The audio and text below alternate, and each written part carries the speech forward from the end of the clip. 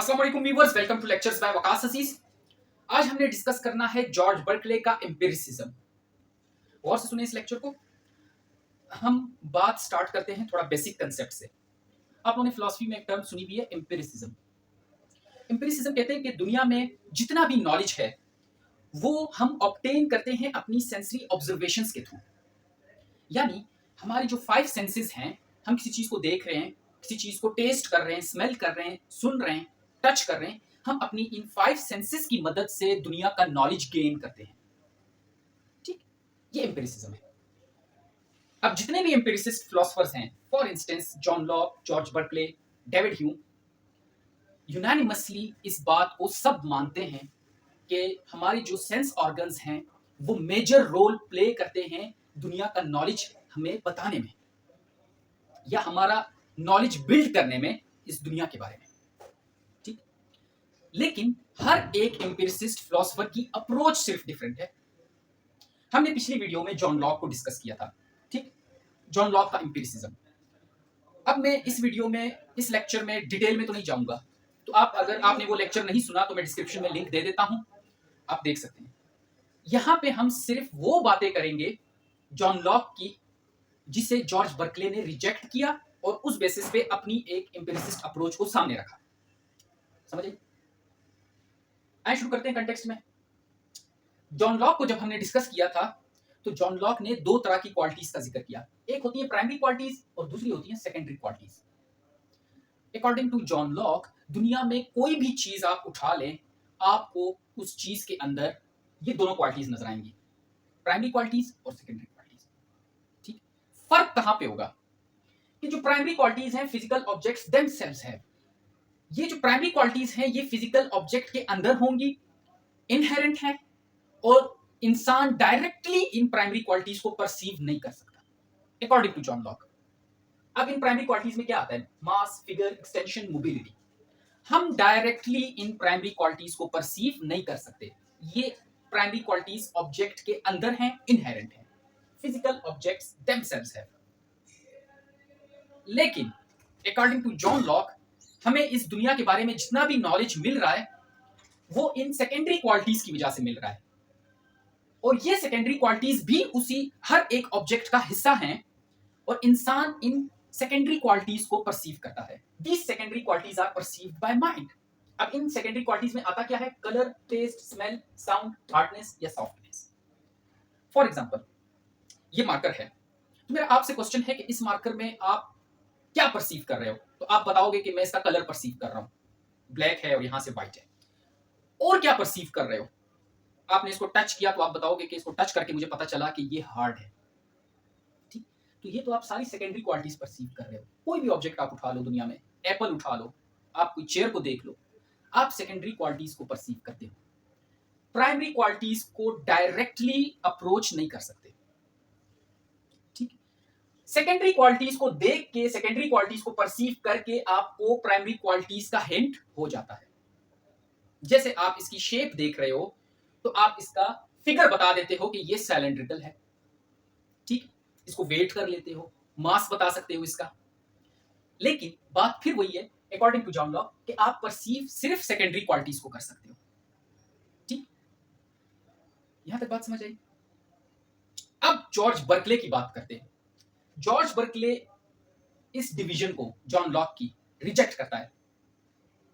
अब जाहिर है अगर जॉर्ज बर्कले रिजेक्ट कर रहा है तो कोई सॉलिड आर्गुमेंट होगा ना उसके पास। तो देखते हैं, डिस्कस करते हैं कि वो क्या आर्गुमेंट है। जॉर्ज बर्कले कहता है कि अगर इन सेकेंडरी क्वालिटीज को निकाल दिया जाए, दुनिया में जितने भी ऑब्जेक्ट्स हैं अकॉर्डिंग टू जॉर्ज बर्कले, अगर उनमें से ये सेकेंडरी क्वालिटीज को निकाल दिया जाए तो प्राइमरी क्वालिटीज ये भी डिसअपियर हो जाती हैं। समझे? एग्जांपल देखें, मैंने यहां पे मार्कर लिखा है, आप कोई भी ऑब्जेक्ट ले सकते हैं, आप एक एप्पल की एग्जांपल भी ले सकते हैं। देखें, ये मार्कर है। ठीक, इसकी सेकेंडरी क्वालिटीज में आता है कि इसका आप कलर देख रहे हैं, टच करके बता रहे हैं कि हार्ड है, सॉफ्ट है। ठीक, सेकेंडरी क्वालिटीज में ये बातें आती हैं। तो अब जॉर्ज बर्कले की जो जॉर्ज बर्कले का जो आर्गुमेंट है उसको अप्लाई करें इस मार्कर के ऊपर। अगर एक्सपेरिमेंट कर लेते हैं, अगर मैं इस मार्कर से इसका सेकेंडरी क्वालिटीज निकाल दूं सबसे पहले मैं इसका कलर निकालता हूँ। लो जी, ये मैंने इसका कलर निकाल दिया, कलर गया, फेंक दिया मैंने। अब मैं चूंकि एक और सेकेंडरी क्वालिटी थी, मैं इसको टच करके बता सकता था कि ये हार्ड है या सॉफ्ट है, तो चलो उसको भी मैं निकाल देता हूँ। ये लो जी, उसको भी निकाल दिया। ठीक, अब मार्कर मैं लाता हूँ आपके सामने, देखते हैं कि जॉर्ज बर्कले सच बोल रहा था या झूठ। ये देखिए, अब मार्कर मेरे पास है। ये मुझे नहीं पता कि आप लोगों को नजर आ रहा है या नहीं आ रहा, और मुझे खुद भी महसूस नहीं हो रहा, लेकिन मार्कर है। ठीक, जॉर्ज बर्कले ने क्या कहा था कि अगर सेकेंडरी क्वालिटीज को आप निकाल दोगे तो जो प्राइमरी क्वालिटीज हैं वो भी वैनिश हो जाएंगी, डिसअपियर हो जाएंगी। बात तो ठीक साबित हुई कि जब हमने सेकेंडरी क्वालिटीज को निकाल दिया, मार्कर का कलर मैंने हटा दिया, मार्कर की जो हार्डनेस थी वो मैंने हटा दी, उसकी सेकेंडरी क्वालिटीज को निकाल दिया, तो अब हमारे सामने जो प्राइमरी क्वालिटीज हैं वो तो बिल्कुल पता ही नहीं चल रहा उसका, वो तो डिसअपियर हो गई। तो ये मार्कर जो पहले मेरे हाथ में था ये तो नॉन एग्जिस्टेंट हो गया। समझ आई बात की? अगर सेकेंडरी क्वालिटीज को निकाल दिया जाता है किसी भी ऑब्जेक्ट से, एप्पल, चेयर, किसी भी ऑब्जेक्ट से अगर आप इस सेकेंडरी क्वालिटीज को निकाल देते हैं तो पीछे प्राइमरी क्वालिटीज भी डिसअपियर हो जाती हैं। आप ये मास, फिगर, एक्सटेंशन, ये मोबिलिटी, इनको भी तो आप परसीव नहीं कर सकते। तो यहां पे प्रॉब्लम नजर आई जॉर्ज बर्कले को, और उसने जॉन लॉक की ये जो डिवीजन थी प्राइमरी और सेकेंडरी क्वालिटीज की, इसको रिजेक्ट कर दिया। ठीक, समझ आ गई आप लोग को इस बात की? अच्छा, चलें आगे चलते हैं। जब इस डिवीजन को रिजेक्ट किया जॉर्ज बर्कले ने, तो यहां से हमारा जॉर्ज बर्कले का एम्पिरिसिज्म स्टार्ट होता है। तो वो क्या कहना चाह रहा है जब इस डिवीजन को रिजेक्ट किया? पहली बात, there is no such thing as matter, कि इस दुनिया में कोई भी ऐसी चीज नहीं है जो मैटर हो, यानी मैटर एग्जिस्ट नहीं करता। There are only perceptions. Reality क्या है? परसेप्शंस हैं। परसेप्शन क्या होती है? जब आप अपनी 5 सेंसेस के थ्रू दुनिया को ऑब्जर्व करते हो और अपनी 5 सेंसेस की मदद से एक बेसिक अंडरस्टैंडिंग अपने माइंड में चीजों के बारे में डेवलप करते हो। जैसे आप ऑब्जर्व कर रहे हो तो आपको अपनी सेंसरी ऑर्गन्स की मदद से आप ऑब्जर्व कर रहे हो तो आपको पता चल रहा है कि यार इसका कलर ऐसा है, इसकी शेप ऐसी है, हार्ड है, सॉफ्ट है, और आपकी वो बेसिक अंडरस्टैंडिंग डेवलप हो रही है। आपकी आंखें बंद हैं, आपको फुटबॉल हाथ में पकड़ा दी तो आप उसके ऊपर हाथ फेर के बता सकते हो कि हाँ राउंड है। आपकी आंखें खुली हैं, फुटबॉल को देख के बता सकते हो कि राउंड है। तो सेंसरी ऑर्गन्स जो हैं वो आपकी हेल्प कर रहे हैं कि आप चीजों के बारे में बेसिक अंडरस्टैंडिंग डेवलप कर लें। ठीक, ये होती है परसेप्शन। समझे?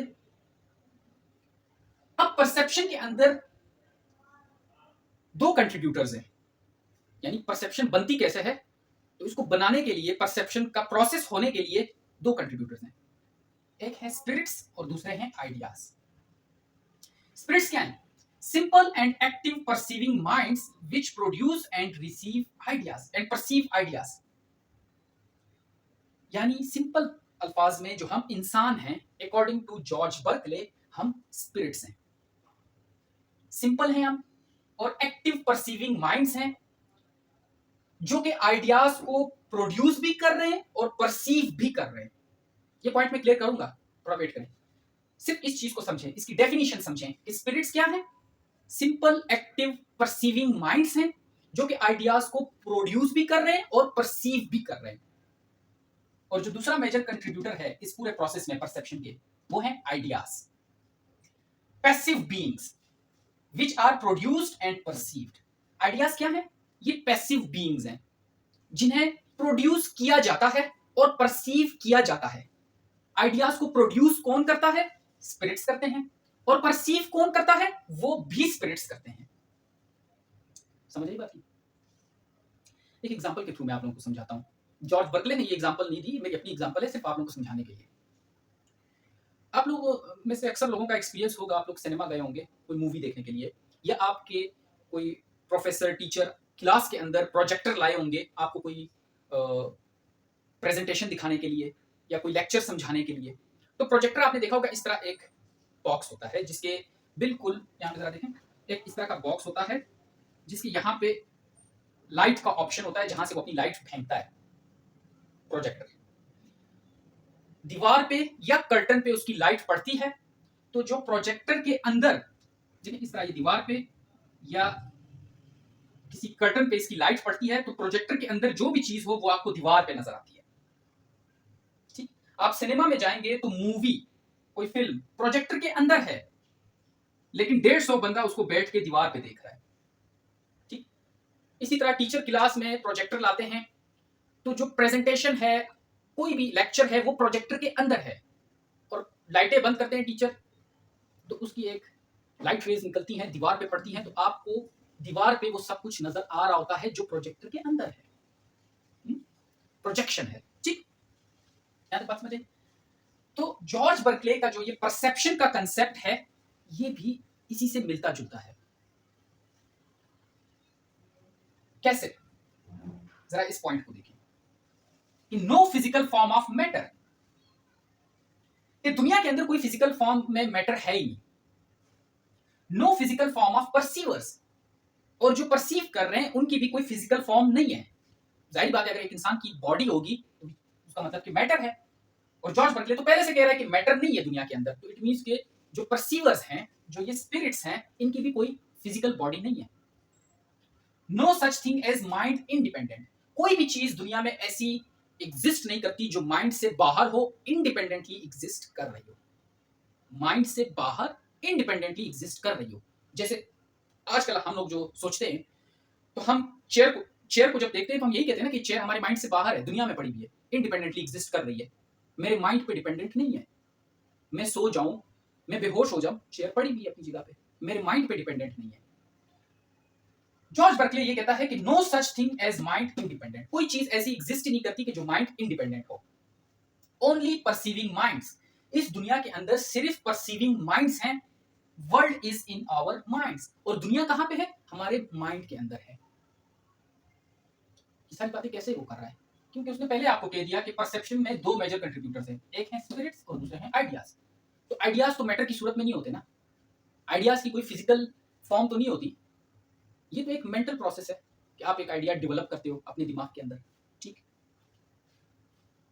और जो मैंने आपको प्रोजेक्टर की एग्जांपल दी कि सिनेमा में जो मूवी प्रोजेक्टर के अंदर है, वो 150 बंदा उसको दीवार के ऊपर देख रहा है मूवी को। तो अब उस एग्जांपल की बात यहाँ पे जरा समझो कि world is in our minds, हम स्पिरिट्स हैं, हमारे माइंड में दुनिया है, तो हम इस दुनिया को जो हमारे माइंड में है, इसको कैसे देख पा रहे हैं अपनी इधर आउटर स्पेस में? ये प्रोजेक्शंस के थ्रू, जैसे एक प्रोजेक्टर काम करता है, प्रोजेक्शंस के थ्रू जो हमारे आइडियाज हैं उनको हम इस दुनिया में देख रहे हैं। ठीक, ऑल्दो जिस तरह भी हमने वो आइडिया बनाया हुआ है, हम उसी तरह उसको दुनिया में देख रहे हैं, परसीव कर रहे हैं। ऐसी चीज, ऐसे आइडियाज को परसीव कर रहे हैं जो हमारे माइंड की अपनी क्रिएशन है। ठीक, अगर मैं आपको क्रूड एग्जांपल दूं, तो जिस तरह प्रोजेक्टर से लाइट निकलती है और दीवार पे पड़ती है, और दीवार के ऊपर वो पूरी स्क्रीन चलना शुरू हो जाती है, फिल्म चलना शुरू हो जाती है, तो इसी तरह हमारे माइंड से ये प्रोजेक्शंस निकलती हैं, और उन प्रोजेक्शंस में क्या होता है? आइडियाज होते हैं। ये प्रोजेक्शंस निकलती हैं हमारे माइंड से, और ये आइडियाज फिर हमें हर जगह हम उनको परसीव कर रहे होते हैं। ठीक, इसलिए जॉर्ज बर्कले की जो फिलॉसफी है, इसको एम्पिरिसिज्म कहा जाता है, कि यहाँ पे सेंसरी ऑर्गन्स का मेजर रोल है कि हमारे माइंड के आइडियाज को वो परसीव करती हैं, उन आइडियाज को जो हमारे माइंड ने खुद बनाए हैं, खुद प्रोड्यूस किए हैं, उन्हीं आइडियाज को परसीव करती है और हमारे माइंड की अंडरस्टैंडिंग को डेवलप करती है। आप समझ आए बात की? ठीक, अब थोड़ा आगे देखिए, अगर थोड़ी बहुत कंफ्यूजन है तो वो क्लियर होती जाएगी, आप टेंशन ना लें। If perception goes away, nothing is left. फिर से वो एग्जांपल देखें प्रोजेक्टर की। प्रोजेक्टर चल रहा है, तो दीवार के ऊपर स्क्रीन चल रही है, फिल्म चल रही है। अगर पीछे से प्रोजेक्टर का स्विच निकाल देंगे तो वो सारा कुछ खत्म हो जाएगा। ठीक, सिंपल सी बात है। अगर आपने प्रोजेक्टर का स्विच निकाल दिया तो जो फिल्म दीवार पे चल रही थी वो बंद हो जाएगी। If perception goes away, nothing is left. और अगर ये परसेप्शन चली जाए तो कुछ भी नहीं बचेगा। मैं एक एग्जांपल आपको देता हूं, ये देखें फ्रेग्रेंस की, और इस एग्जांपल से आप रिलेट कर पाएंगे कि हमारा जो सेंसरी ऑर्गन्स हैं वो कितना मेजर रोल प्ले कर रहे हैं। इसीलिए जॉर्ज बर्कले की फिलॉसफी को एम्पिरिसिज्म की कैटेगरी में लाया जाता है। एग्जांपल है फ्रेग्रेंस की। फ्रेग्रेंस खुशबू। आप में से हर एक ने ये एक्सपीरियंस किया होगा अपनी लाइफ में कि जब फ्लू होता है, जुकाम होता है, तो हम आम जुबान में कहते हैं, कॉमन हमारा एक सेंटेंस होता है कि मेरा नाक बंद है। आपसे अगर कोई कहेगा कि यार इसने कितना कितना जबरदस्त परफ्यूम लगाया हुआ है और आपको जुकाम है, तो आप कहते हैं कि यार मेरा नाक बंद है, तो मुझे तो नहीं पता चल रहा। ठीक, ना तो आपको कोई खुशबू आ रही होगी, ना कोई बदबू आ रही होगी। जब हमें फ्लू होता है, जुकाम होता है, तो हमारी जो सेंस ऑफ स्मेल है वो अफेक्ट करती है।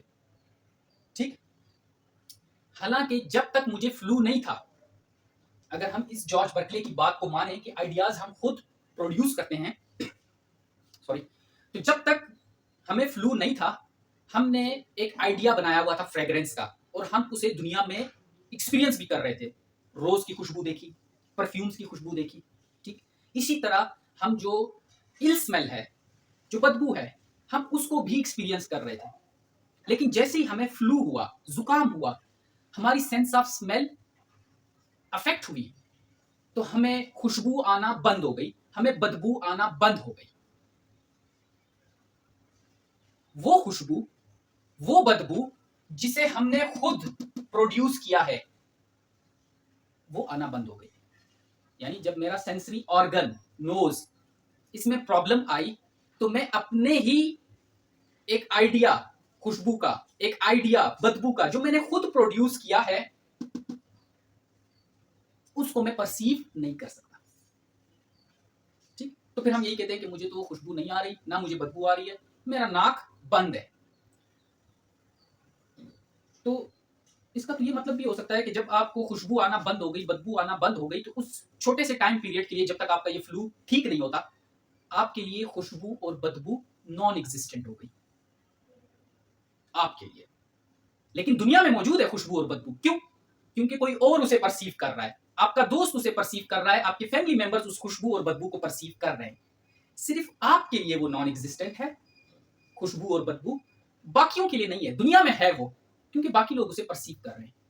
लेकिन अगर ऐसा हो कि जिस तरह आपको फ्लू हुआ है, आपका नाक बंद हो गया, अगर ऐसा हो कि दुनिया में तमाम इंसानों को फ्लू हो जाए, तमाम इंसानों का नाक बंद हो जाए, तो तमाम इंसानों को ना तो खुशबू का पता चलेगा, ना बदबू का पता चलेगा। तो तब हम ये कह सकेंगे ना कि इस दुनिया से खुशबू और बदबू दोनों नॉन एग्जिस्टेंट हो गई, खत्म हो गई। समझ आ रही है बात की? जब तक सिर्फ आपको फ्लू है, आपके लिए खुशबू और बदबू नॉन एग्जिस्टेंट है। वो खुशबू और बदबू जिसे आपने खुद एज एन आइडिया प्रोड्यूस किया है। तो सेंसरी ऑर्गन का इतना बड़ा रोल है जॉर्ज बर्कले की एम्पिरिसिज्म में। इसीलिए इसी सेंसरी ऑर्गन की वजह से जॉर्ज बर्कले की फिलॉसफी को एम्पिरिसिज्म में लाया जाता है। हालांकि यहाँ पे जब आप बातें सुन रहे थे, तो आपको तो ये लग रहा था कि ये सब कुछ माइंड के अंदर गेम हो रही है, world is in our minds, सब कुछ गेम तो माइंड के अंदर हो रही है, तो इसको हम एम्पिरिसिज्म क्यों कहते हैं? इसमें सेंसरी ऑर्गन का क्या किरदार है? ठीक, अब आपको समझ आई कि सेंसरी ऑर्गन का तो बहुत बड़ा किरदार है। इसी तरह अगर आप कोई और एग्जांपल लेते हैं, तो एक बंदा अगर माजरत के साथ एग्जांपल के तौर पे कह रहा हूं, अगर एक बंदा ब्लाइंड है, तो वो तो कलर्स को डिफरेंशिएट नहीं कर सकता। ठीक, तो उसके लिए जो कलर्स हैं वो नॉन एग्जिस्टेंट हैं, रेड, ग्रीन, ब्लू, क्योंकि वो उन्हें परसीव ही नहीं कर सकता। लेकिन दुनिया से ये कलर्स खत्म नहीं हुए, क्योंकि बाकी लोग परसीव कर रहे हैं। ठीक, तो जॉर्ज बर्कले की जो बात थी कि दुनिया में स्पिरिट्स हैं और आइडियाज हैं, और इनके दरमियान में ये परसेप्शन का प्रोसेस हो रहा है, जिसकी वजह से हमें दुनिया का नॉलेज मिल रहा है। अगर परसेप्शन चली जाती है, तो फिर दुनिया में कुछ भी नहीं बचता। हमने वो एग्जांपल देख ली, ठीक, फ्रेग्रेंस की। अब यहां से हमें एक बात तो कंफर्म हो गई कि existence of world, it's order and things depends upon perception. ये दुनिया की एग्जिस्टेंस, इसमें हमें एक ऑर्डर नजर आ रहा है। फ्रेग्रेंस की एग्जांपल हमने ली थी कि मेरे लिए तो मेरा नाक बंद है, मुझे जुकाम है, मेरे लिए तो फ्रेग्रेंस नॉन एग्जिस्टेंट हो गई, लेकिन इस दुनिया से वो खत्म नहीं हुई, क्योंकि कोई और उसे परसीव कर रहा है। तो दुनिया की जो एग्जिस्टेंस है, इसका जो ऑर्डर है, और जो दुनिया में चीजें हैं, ये सब डिपेंड करती हैं परसेप्शन के ऊपर। परसेप्शन नहीं होगी तो चीजें नॉन एग्जिस्टेंट होती जाएंगी। और वो चीजें क्या हैं? आइडियाज। ठीक, और यहां से इसकी एक मेजर स्टेटमेंट आती है जो आपने सुनी भी है, एसे एस्ट परकिपी, to be is to be perceived. इस सेंटेंस का मतलब है एसे एस्ट परकिपी, इसका मतलब है to be is to be perceived. इसका पहला पार्ट देखें, ये वाला टू बी, इस पार्ट को जरा देखें। टू बी इसका क्या मतलब है? टू बी, टू बी का मतलब है कि अगर आपने एग्जिस्ट करना है, टू बी अगर एग्जिस्ट होना है, पहली बात अगर एग्जिस्ट होना है टू बी। अगली बात जो कि कंडीशन है, शर्त है, इज टू बी परसीव्ड। यहां से देखें, इज टू बी परसीव्ड। अगर होना है, एग्जिस्ट करना है, तो उसके लिए शर्त है कि आपको फिर परसीव होना पड़ेगा। ठीक, किसी भी चीज को एग्जिस्ट करना है तो उसे परसीव होना पड़ेगा, किसी एक माइंड में परसीव होना पड़ेगा, चाहे वो मेरा माइंड हो, आपका माइंड हो, किसी का भी माइंड हो, अगर उसे इस दुनिया में एग्जिस्ट करना है। मेरे रूम में जो बॉटल पड़ी है, मैं उसको परसीव कर रहा हूं, आप नहीं कर रहे हैं। ठीक, मैं उसे परसीव कर रहा हूं, मेरे सामने पड़ी हुई है मेरी बॉटल, तो ये बॉटल एग्जिस्ट कर रही है क्योंकि ये इसे मैं परसीव कर रहा हूं। अगर मैं इसे परसीव करना छोड़ दूं और आप में से कोई भी इसे परसीव ना कर रहा हो इस बॉटल को, तो तब ये नॉन एग्जिस्टेंट हो जाएगी अकॉर्डिंग टू जॉर्ज बर्कले। लेकिन उसका जब हम आगे पढ़ेंगे तो ये सोल्यूशन भी आएगा कि जॉर्ज बर्कले उसका क्या सोल्यूशन देता है। ठीक, चीजें क्यों डिसअपियर नहीं होती एकदम से, इस बात की समझ आई। टू बी अगर एग्जिस्ट होना है तो उसके लिए शर्त क्या है? इज टू बी परसीव्ड, कि परसीव होना पड़ेगा, उसके लिए किसी ना किसी एक माइंड में जाना पड़ेगा एज एन आइडिया। ठीक, यहां पे अब एक प्रॉब्लम है जिसे जॉर्ज बर्कले खुद रिजॉल्व करता है। प्रॉब्लम क्या है कि humans can not perceive all the things all the times. जो मैंने अभी आपको बॉटल की एग्जांपल दी कि मैं तो परसीव कर रहा हूं, इसलिए वो बॉटल एग्जिस्ट कर रही है, ठीक, प्रोजेक्शन में है मेरे सामने, लेकिन अगर मैं इसको परसीव करना छोड़ दूं फिर तो ये डिसअपियर हो जाएगी, और आप भी इसे परसीव नहीं कर रहे, कोई भी परसीव नहीं कर रहा, तो अल्टीमेट रिजल्ट होगा कि ये डिसअपियर हो जाएगी, लेकिन डिसअपियर नहीं हो रही। तो ये कैसे पॉसिबल है? इसी बात को भी हम डिस्कस करें कि humans can not perceive all the things all the times. George Berkeley इस एक बात को मानते हैं कि इंसान हर टाइम, हर जगह, हर चीज को परसीव नहीं कर सकता। फॉर एग्जाम्पल, आपकी कोई पर्सनल बिलोंगिंग्स हैं आपकी, तो मैंने तो आज तक उसको परसीव नहीं किया, इवन कि हो सकता है वो इतनी पर्सनल हो आपकी कि आप किसी और को भी ना दिखाते हो, सिर्फ आप ही उसे परसीव करते हो। ठीक, लेकिन ह्यूमंस की एक बात ये तो है कि वो हर चीज को हर जगह परसीव नहीं कर सकते। जैसे कि एग्जांपल्स देखें, कैंडल है, यहां पे जरा देखिए,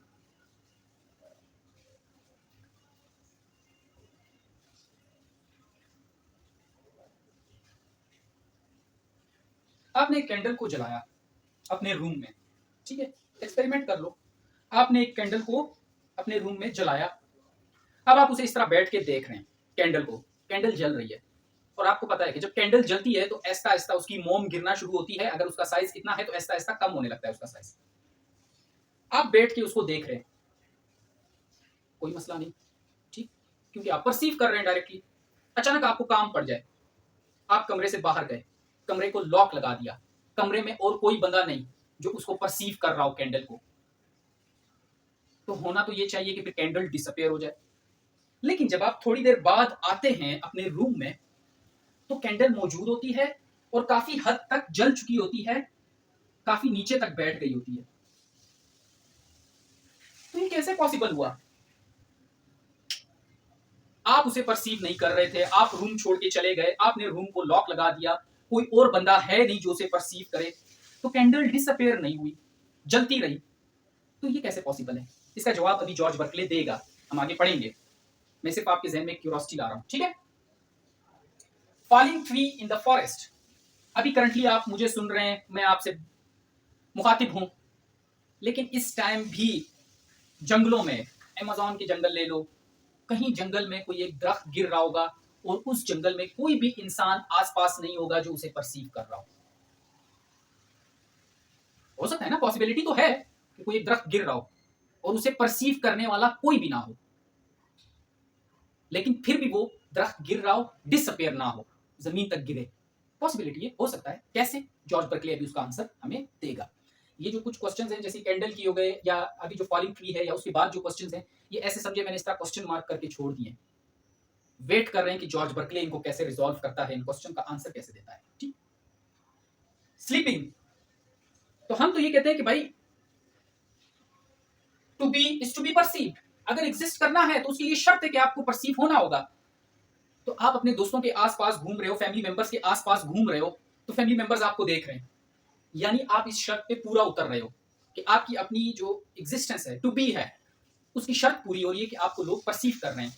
ठीक, आप कहीं जा रहे हो, दोस्त परसीव कर रहे हैं, कहीं बाजार जा रहे हो तो स्ट्रेंजर्स आपको परसीव कर रहे हैं, तो आप इस शर्त पे पूरा उतर रहे हो, टू बी परसीव, इसलिए आप डिसअपियर नहीं हो रहे, आपको लोग देख रहे हैं। लेकिन अगर आप कमरे में अकेले बैठे हो और कोई भी नहीं है आपको परसीव करने वाला, तो फिर आप तब क्यों डिसअपियर नहीं होते? या अगर आप सो जाओ, स्लीपिंग, अगर आप सो जाओ रात के टाइम और रात के टाइम आपको कोई ना देख रहा हो, आपके अपने पेरेंट्स, आपके दोस्त, आपके भाई बहन सब सो गए, आपको कोई परसीव नहीं कर रहा, आपके पेरेंट्स को कोई परसीव नहीं कर रहा, आपके दोस्तों को कोई परसीव नहीं कर रहा, रात का टाइम है, सब सो गए हैं, लेकिन सुबह उठते हो तो फिर वही आप लोग एग्जिस्ट कर रहे हो। तो ये रात का जो टाइम था स्लीपिंग का, इसमें आप डिसअपियर क्यों नहीं हुए? फिर क्वेश्चन मार्क।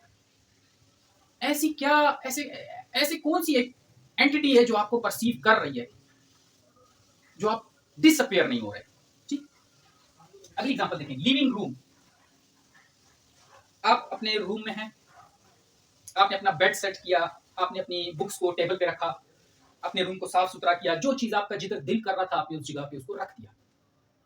फिर आपको कोई काम पड़ा, आपको कोई कॉल आई दोस्त की, आप रूम से बाहर चले गए, रूम को लॉक कर दिया, अब उस रूम में कोई और बंदा नहीं है, आपकी चीजें तो आपके परसेप्शन के आश्रय पे थी, जब तक आप उनको देख रहे थे वो मौजूद थी, to be is to be perceived. ठीक, जब तक आप उन चीजों को, अपने बेड को, चेयर को, बुक्स को, बैग को आप देख रहे थे, तो आपको वो चीजें नजर आ रही थी क्योंकि ये शर्त पूरी हो रही थी, to be is to be perceived. लेकिन जब आप कमरे से बाहर चले गए, आपने लॉक लगा दिया रूम को और कोई और बंदा है भी नहीं परसीव करने के लिए, तो ये चीजें डिसअपियर क्यों नहीं हुई? जब 1 घंटे बाद, 2 घंटे बाद, 5 घंटे बाद आप वापस रूम में आते हो, तो जो चीज आपने जिस जगह पे रखी होती है बिल्कुल उसी जगह पे वो चीज पड़ी होती है। जिस तरह आपने अपने बेड को सेट किया होता है उसी तरह आपका बेड सेट पड़ा होता है, यानी आपकी चीजें रूम के अंदर जो थी वो ना तो डिसअपियर हुई, ना ही उनके अंदर कोई डिसऑर्डर आया कि आपने जो चीज किसी जगह पे रखी हो वहां से गिर जाए क्योंकि आप उसे परसीव नहीं कर रहे, या आपका बेड खराब हो जाए क्योंकि आप उसे परसीव नहीं कर रहे, या आपके कमरे का टेबल हवा में उड़ने लग जाए क्योंकि आप उसे परसीव नहीं कर रहे। कुछ ना डिसऑर्डर हुआ, ना आपकी चीजें डिसअपियर हुई, और कोई परसीव करने वाला भी नहीं था। लेकिन जब आप रूम में वापस आते हो तो आपको हर चीज अपनी जगह पे मिलती है। ऐसा क्यों है? ठीक, तो इन सब क्वेश्चंस के एंड पे क्वेश्चन मार्क है, इसका जवाब अभी तक हमें इनका नहीं पता कि ये जो चीजें हैं, जब कोई परसीव करने वाला नहीं होता, इंसानों में कोई परसीव करने वाला, गौर से सुने इस बात को, कि जब इंसानों में इस कैंडल को परसीव करने वाला कोई नहीं होता, फॉलिंग ट्री को परसीव करने वाला कोई नहीं होता, स्लीपिंग के दौरान परसीव करने वाला कोई इंसान नहीं होता, लिविंग रूम, आप रूम छोड़ के चले गए, उस रूम को कोई इंसान परसीव करने वाला नहीं है, तो फिर ये इस शर्त पे कैसे उतरते हैं, इस जुमले पे कि to be is to be perceived? क्योंकि कैंडल भी पूरा जलती है, दरख्त भी गिरता है, हम सोते हैं तो हम डिसअपियर नहीं होते, सुबह उठते हैं, जब हम कमरा छोड़ के जाते हैं और वापस आते हैं तो हमारे कमरे की चीजें डिसअपियर नहीं होती, ना उनके अंदर कोई डिसऑर्डर हमें नजर आता है। तो फिर ये कैसे हो रहा है? कौन इन चीजों को परसीव कर रहा है? इसका सोल्यूशन जॉर्ज बर्कले ने दिया था कि God is perceiving the world constantly, कि इस दुनिया को गॉड कॉन्स्टेंटली परसीव कर रहा है, जिसकी वजह से अगर हम अपनी परसेप्शन को हटा भी देते हैं तो वो चीजें गॉड परसीव कर रहा होता है। मैं कमरे से निकल गया, लेकिन मेरे कमरे में जो चीज जिस तरह पड़ी थी, मेरी परसेप्शन चली गई, ना कोई और इंसान मौजूद है जो मेरे कमरे को परसीव कर सके, लेकिन गॉड वो परसीव कर रहा है कॉन्स्टेंटली पूरी दुनिया को, जिसमें ऑब्वियसली मेरा कमरा भी आता है। बात देखिए, God is the ultimate perceiver, ये जॉर्ज बर्कले कहते हैं, God is the ultimate perceiver. हम स्पिरिट्स, इंसान जो हैं, हर इंसान परसीव कर रहा है। ठीक, यानी अगर यहां पे आप समझो कि प्रोजेक्टर की एग्जांपल समझो, तो जितने भी इंसान ये प्रोजेक्टर का काम कर रहे हैं, जितने भी हैं, हर कोई परसीव कर रहा है थोड़ा बहुत, लेकिन अल्टीमेट परसीवर गॉड है। कैसे? आप लोगों ने 10th में या फर्स्ट ईयर सेकंड ईयर में या कॉम्पिटिटिव एग्जाम की तैयारी में आप लोगों ने सोलर सिस्टम तो पढ़ा होगा, ठीक? तो ये एग्जांपल मेरी है, जॉर्ज बर्कले की नहीं है। ये नहीं हो फिर आप लोग उधर एग्जाम में लिख दो कि जॉर्ज बर्कले ने सोलर सिस्टम की एग्जांपल दी थी, तो फिर उधर से 0 मार्क्स आ रहे होंगे, क्योंकि जॉर्ज बर्कले ने नहीं दी ये एग्जांपल, कि मैं आपको समझाने के लिए दे रहा हूं, ठीक? देखें, सन है, ठीक? अब एक चीज तो हमने पढ़ी हुई है कि सन से क्या आता है? लाइट। और ये किधर आती है लाइट? अर्थ के ऊपर, ठीक? सन से लाइट आती है अर्थ के ऊपर, जिसकी वजह से अर्थ में गर्माइश पाई जाती है और जिंदगी पॉसिबल है जमीन पे गुजारना, ठीक? समझे? सपोज करो कि अगर ये लाइट आना बंद हो जाए, सन से लाइट आना बंद हो गई, तो क्या जमीन पे लाइफ पॉसिबल रहेगी? नो। जमीन इतनी ठंडी हो जाएगी कि यहां पे जिंदगी गुजारना इम्पॉसिबल हो जाएगा, हर चीज डेड हो जाएगी, मर जाएगी, इंसान भी मर जाएंगे, जितने इस अर्थ के ऊपर लिविंग बींग्स हैं वो मर जाएंगी, इतनी सर्दी हो जाएगी, डार्क हो जाएगा, अंधेरा हो जाएगा अर्थ के ऊपर, अगर सूरज की लाइट आना बंद हो जाए, ठीक? अब जरा इसको मैं माजरत चाहूंगा कि अगर ये चीज आपको डिस्टर्ब कर रही है कि मैं अभी जो एग्जांपल में गॉड को लिखूंगा और उसको रिलेट करूंगा सन के साथ, तो ये सिर्फ समझाने की हद तक है, ठीक? इसको ना आप समझें ताकि आपकी कंसेप्ट क्लियर हो। तो अगर आप में से कोई इससे डिस्टर्ब हो रहा है तो उसके लिए फिर मैं अपोलोजाइज करता हूँ, ठीक? देखें, गॉड जिस तरह सन अर्थ को लाइट दे रहा है, इसी तरह according to George Berkeley God क्या है?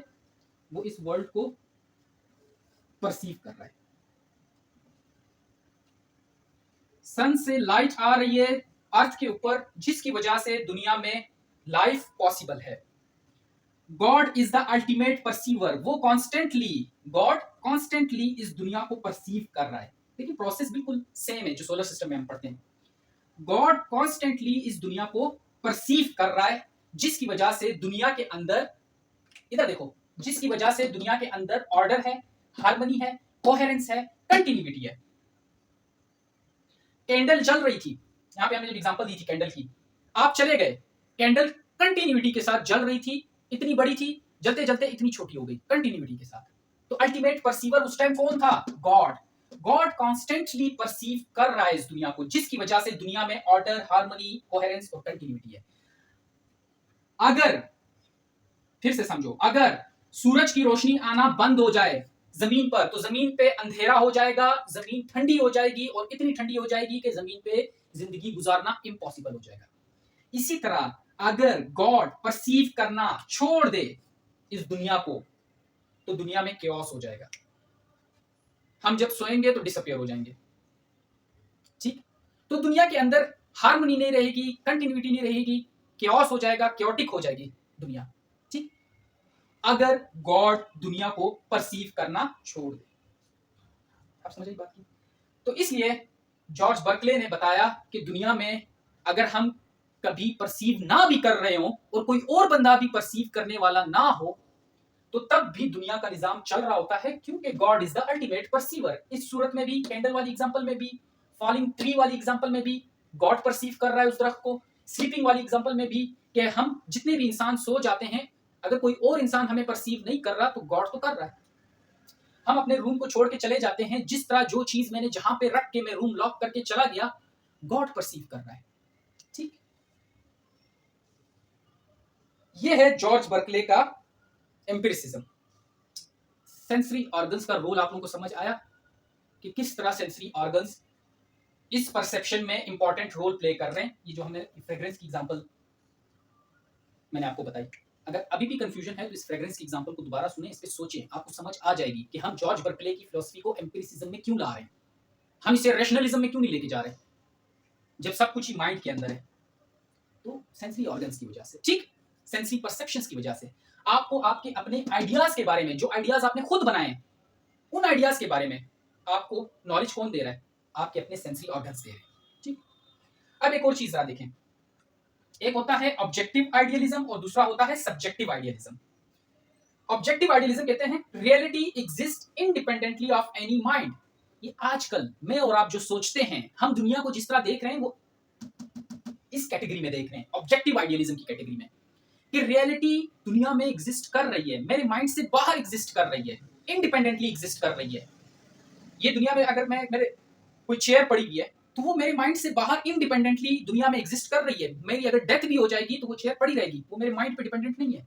ये होता है ऑब्जेक्टिव आइडियलिज्म, कि reality exist independently of any mind. ठीक, और दूसरा होता है इसके कंट्रास्ट में सब्जेक्टिव आइडियलिज्म, कि reality exist only in the minds of spirits and God. कि रियलिटी एग्जिस्ट करती है माइंड्स के अंदर, और वो माइंड्स किसके हैं? स्पिरिट्स के, इंसानों के या गॉड के। World is in our minds. कि रियलिटी माइंड के अंदर एग्जिस्ट करती है, हम सिर्फ उसकी प्रोजेक्शंस देखते हैं और उनको परसीव कर रहे होते हैं अपने सेंसरी ऑर्गन की मदद से। तो जॉर्ज बर्कले सब्जेक्टिव आइडियलिज्म इसके प्रोपोनेंट थे। जॉर्ज बर्कले की जो एम्पिरिसिज्म है वो एक्चुअली सब्जेक्टिव आइडियलिज्म है। ठीक, कि reality exist only in the minds of spirits and God. ठीक, गॉड के भी मतलब माइंड में। तो आप लोगों को ये समझ आया सारा? मैं होप, उम्मीद है कि आप लोगों को समझ आया होगा। चलें, थैंक यू, अल्लाह हाफिज।